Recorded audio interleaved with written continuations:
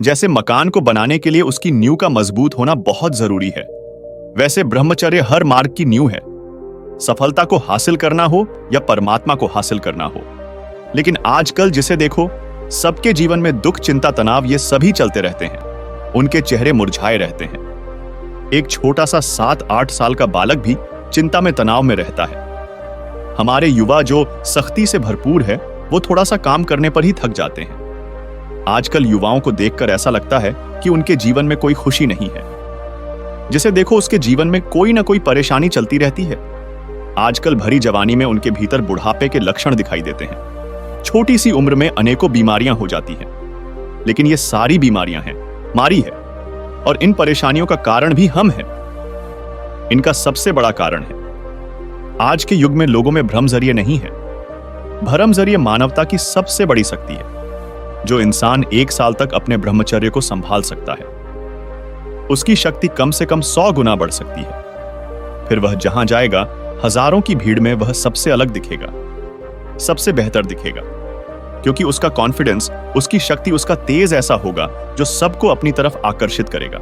जो इंसान अपने भरम चाहिए को त्याग देता है, संभाल नहीं पाता है, तो शरीर से दुर्बल हो जाता है और मन से भी दुर्बल हो जाता है। देखो, एक बहुत ही सुंदर गीत है और उसमें गेहूं की फसल लहलहा रही है, और अब उस गेहूं में बालियां भी आने लगी हैं। लेकिन अगर आप उसे अभी काट लेंगे तो आपको एक भी धान प्राप्त नहीं होगा। लेकिन आप थोड़ा सा रुक जाएंगे, धैर्य रखेंगे और बालियां आने देंगे और उसमें दाना पड़ने देंगे, और फिर उन दानों को पकने देंगे, तो 1 बीघा खेत में 40 बोरी गेहूं की होगी। उसी प्रकार जब आप 1 साल तक ब्रह्मचर्य का पालन करेंगे, तो आपके शरीर के अंदर चमत्कारिक प्रभावित परिवर्तन होंगे।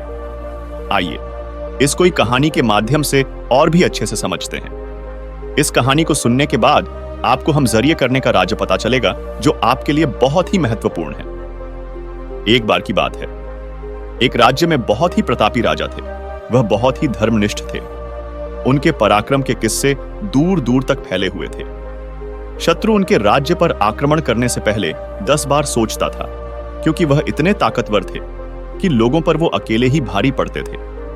लेकिन जैसे जैसे समय बदला, तो उनका राज्य बहुत फलने फूलने लगा, और राजा का मन जो है वह भोगों की तरफ जाने लगा।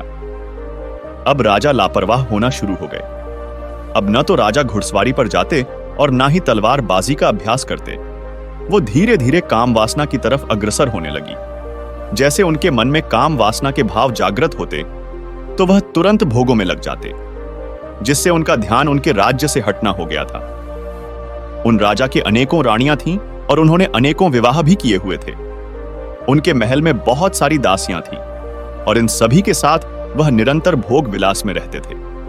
जैसे जैसे उनका भोग बढ़ता जाता, वैसे वैसे ही उनकी वासना भी बढ़ती जाती है, और ऐसे में धीरे धीरे उनके धर्म भी, उनकी रुचि समाप्त होने लगी। फिर उन्होंने धीरे धीरे आश्रम जाना छोड़ दिया, गुरु के पास जाना और उनके प्रवचन सुनना भी बंद कर दिया, और धर्म के कार्य करना भी बंद कर दिए, और निरंतर भोग में रत रहने लगे।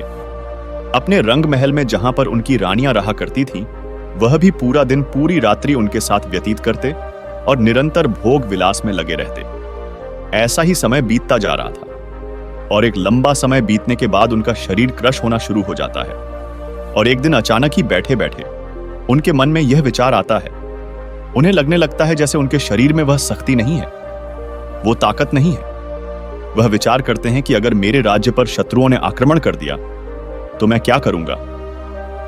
उनके मन में यह डर घर करना शुरू कर देता है, जो डर के जीवन में पहले कभी नहीं था, लेकिन अब उस डर को देख पा रहे थे।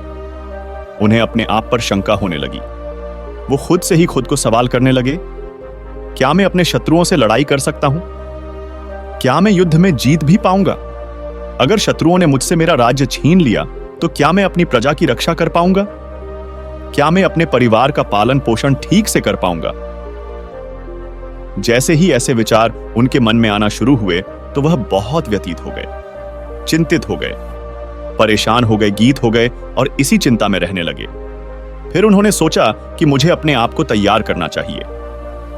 अगर हमारे ऊपर कोई आक्रमण भी हो जाता है तो उसका हम सामना कर सके। फिर यही सोचकर वह अपनी तलवार उठाते हैं और अपने सेनापति के साथ अखाड़े में आते हैं, जहां पर वह तलवार का अभ्यास किया करते थे। लेकिन जैसे ही सेनापति उनके ऊपर वार करता है तो वह अपने सेनापति की एक दीवार को सहन नहीं कर पाते हैं। हर बार वह हारा हुआ महसूस करते हैं, लेकिन सेनापति उनका मान रखते हुए उन्हें हर आता नहीं है। लेकिन राजा को तो पता चल जाता है कि मैं अपने सेनापति के एक भी बार को सहन करने योग्य नहीं है, क्योंकि अब मेरे अंदर वह शक्ति, वह ताकत नहीं है। अब मेरा शरीर कमजोर हो चुका है, यह अंदर से करप्शन हो चुका है। शरीर के अंदर की शक्ति जो है वो समाप्त हो चुकी है। शरीर का बल समाप्त होने के कारण इस प्रकार की स्थितियां बन रही है। इसके बाद राजा और भी ज्यादा निराश हो गया और वह वहां से भागते भागते अपने गुरु के पास पहुंचा। जैसे गुरु ने राजा को देखा तो गुरु ने उनसे कहा कि आइए राजा, हम आपका ही इंतजार कर रहे थे।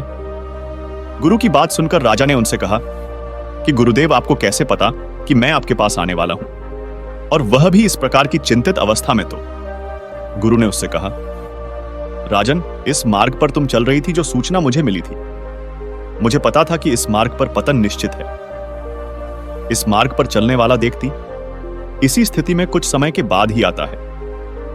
इसीलिए मुझे पता था कि तुम कुछ समय के बाद निराश होकर मेरे पास जरूर थी। तब राजा गुरु के चरणों में पड़ गया और उनसे बोला कि भगवान, मुझे बताइए कि मैं क्या करूं? अब क्या मार्ग है, क्या रास्ता है? मैं कहीं वर्षों से निरंतर भोग में संलग्न हो और उसी के कारण मेरी बढ़ती बिगड़ने लगी है।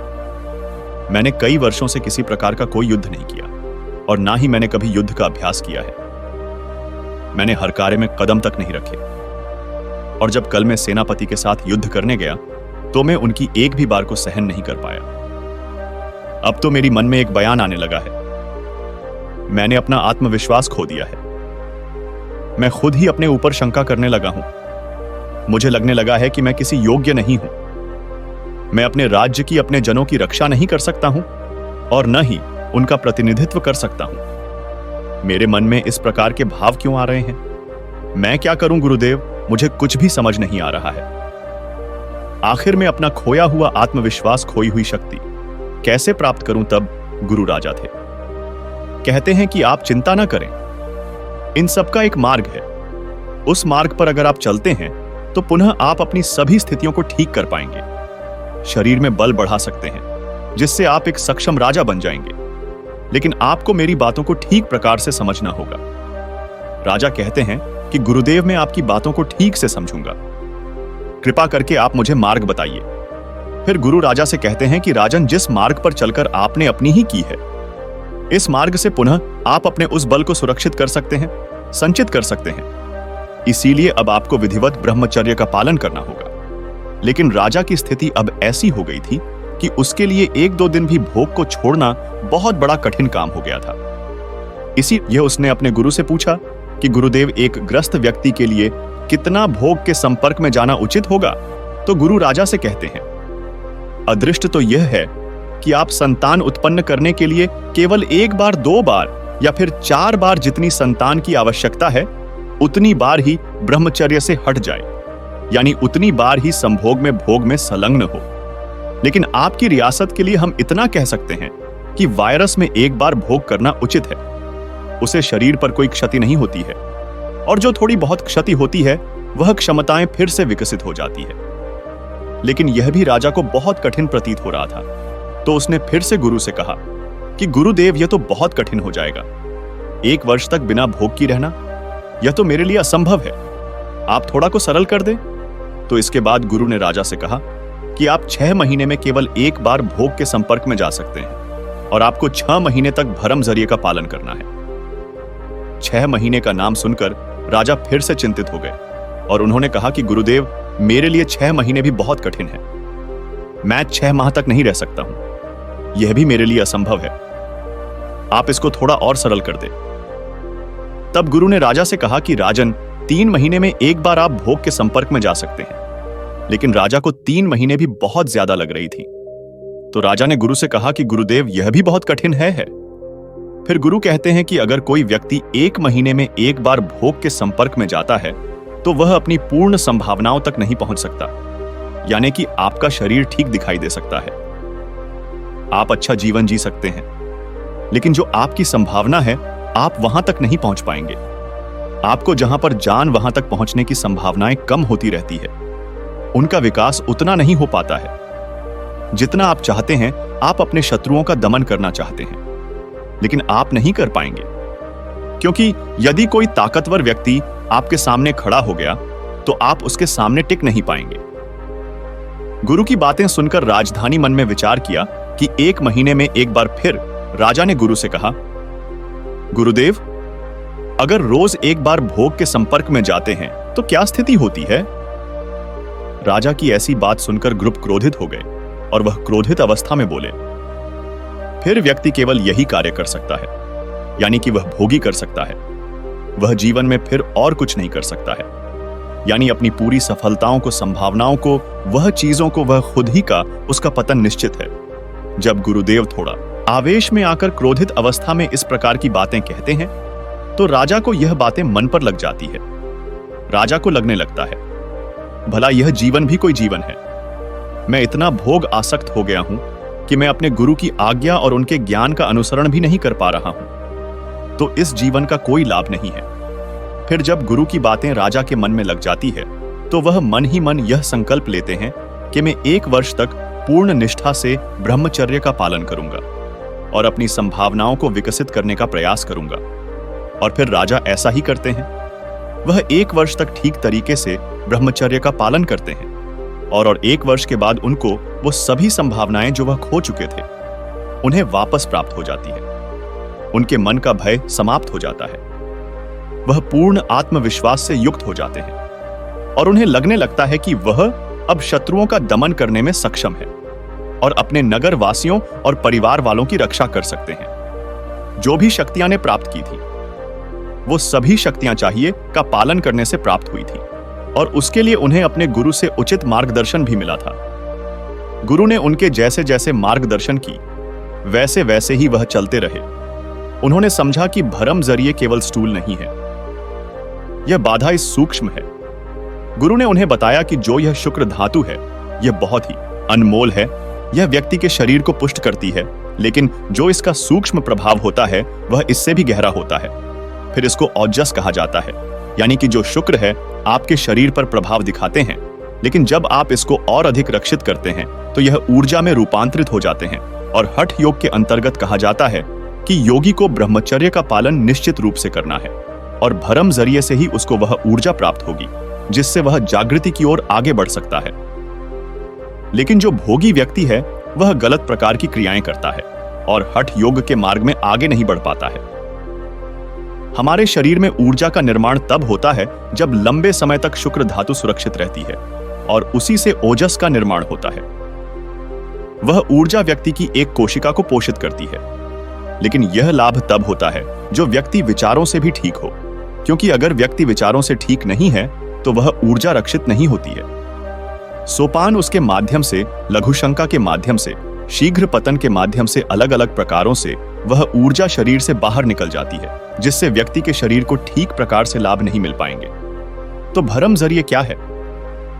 भरम जरिए मन का विषय है। अगर मन सदा हुआ है तो शरीर अपने आप ही हट जाएगा। हर एक क्रिया जो आप शरीर से करते हैं, हाथों से करते हैं, आंखों से देखते हैं, कानों से सुनते हैं, जो भी कुछ होता है उसके पीछे मन है। इसे आप ऐसे समझो कि अगर आपके मस्तिष्क में कोई गहन विचार रहा है और आपको कोई आवाज लगाता है तो आप कह दें कि मुझे सुनाई नहीं दिया।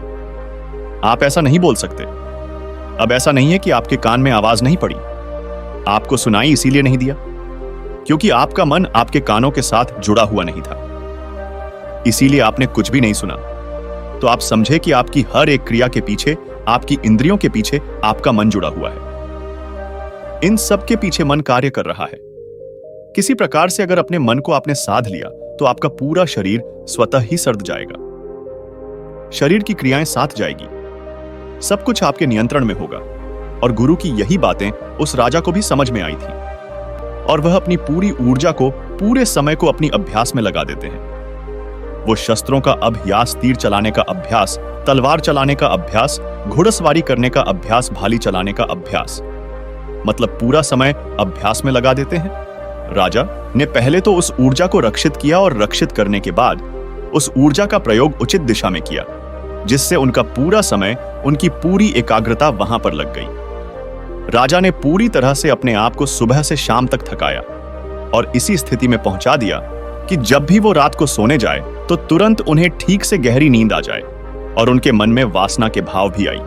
और जब उन्होंने ऐसा किया तो धीरे धीरे उनके मन में वासना के भाव आना बंद हो गई। इसके साथ ही राजा ने एक कार्य किया। उन्होंने अपने महल में अलग अलग से व्यवस्था करवाई, जिससे कि वह अपने उन सभी कक्षों से रानियों से, दासियों से अलग हो जाए। राजा ने ऐसी कोई भी वस्तु अपने सामने नहीं आने दी जिससे कि वह भोग की तरफ उनको लेकर जाए। ब्रह्मचर्य के लिए यह समझना होगा कि बहुत सारी ऐसी स्थितियां होती है जिससे कि आप कमजोर होते हैं। कितनी मुश्किल से आप अपने आप को नियंत्रण में लाते हैं, और ऐसे में अगर वहां पर आपको छोटा सा आलंबन, छोटा सा सहारा मिल जाता है तो उस सहारे के बलबूते ही आपकी इंद्रियां फिर उसी ओर भागना शुरू कर देती है और आपके नियंत्रण से बाहर हो जाती है। इसीलिए हर एक बात आपको समझनी होगी कि आपको हर उस चीज से दूर रहना है जो आपको भोगों की तरफ आकर्षित करती है।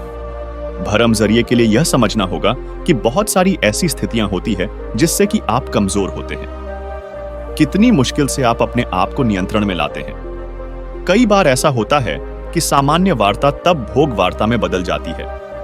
इसीलिए आपको हर चीज के बढ़ती संयम भी होना होगा और दृढ़ संकल्प होना होगा कि मुझे हर एक ऐसी वस्तु में एक ऐसी आलंबन से बचना होगा जो मुझे बर्दाश्त कर सकती है, जो ब्रह्मचर्य का पालन करते हैं। इस दिन चिड़िया को फॉलो करते हैं।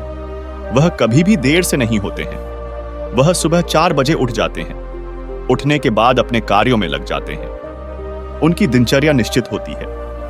वह सुबह उठने के बाद ईश्वर को धन्यवाद देते हैं, उनकी आराधना करते हैं। इसके बाद वह पानी पीते हैं। आपको बिना कुल्ला की यह पानी पीना है। और हां, सुबह उठते ही आपको कभी चाय पीने की गलती नहीं करनी है, क्योंकि ब्रह्मचर्य ये में चाय पीना सख्त मना है, क्योंकि चाहिए आपकी शक्ति को सीमित करती है। बिना कुल्ला किए वह पानी पीते हैं और इसके बाद वह सोच आदि से निवृत्त होते हैं। इसके बाद वह योग प्राणायाम करते हैं। आपको कम से कम 2 से 3 किलोमीटर दूर लगानी है। अपने शरीर से पसीना बहाना है और लगभग आधे घंटे तक ध्यान करना है और फिर अपने लक्ष्य के प्रति, अपने सपने के प्रति आकर्षित हो जाना है। करना है तो लक्ष्य के लिए फालतू के विचारों का अगर चिंतन मनन करोगे तो वह आपके मन को कमजोर बनाएंगे, और जिसका मन कमजोर है उसका पतन निश्चित है। इसीलिए जो भी व्यक्ति ब्रह्मचर्य चाहिए का पालन करता है उसका शरीर के समान कठोर हो जाता है। उसकी बुद्धिमत्ता तीव्र हो जाती है।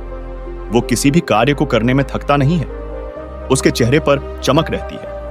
वह आत्मविश्वास से भरपूर रहता है। उसे कभी भी किसी बात का डर नहीं लगता है।